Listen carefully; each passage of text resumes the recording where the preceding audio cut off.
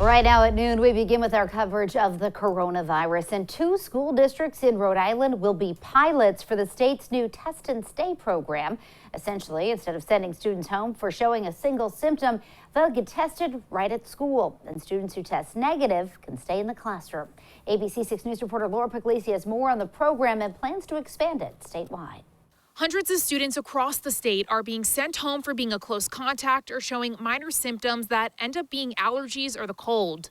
This program could help cut down on the number of students out with the help of testing. Governor Dan McKee and Education Commissioner Angelica Infante Green toured 2 schools hoping to pilot the state's Test and Stay program. Kids that are close contacts, the parents could have an option to have them tested, and if they're not positive, they stay in school. Governor Dan McKee says the program is in an exploratory phase, but the hope would be to expand statewide. Westerly and Smithfield are 2 districts hoping to test it out. The superintendent of Westerly schools saying it would be a game changer. It's not so much the cases.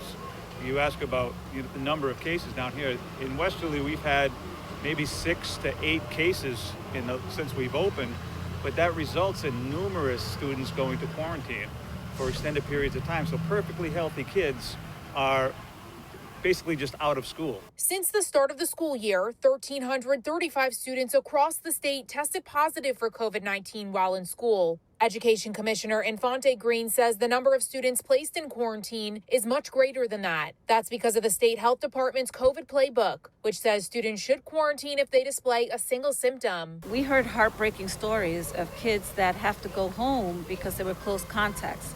So if they're able to test and stay in the school, they are going to be able to continue to learn. The Test and Stay program would allow students showing symptoms to get tested immediately. If they test negative, they can stay in school instead of getting sent home to quarantine. We've been testing all along. So we've been testing in schools, but what happens now is the decision to have them actually stay in the school. So that's what's different, and that's what's important for us, because we need the kids to be in the school. Now, this program is not in effect yet. This is a trial period, but the goal is that it would become a statewide initiative like it is in so many other states. Reporting in Westerly, I'm Laura Puglisi, ABC 6 News.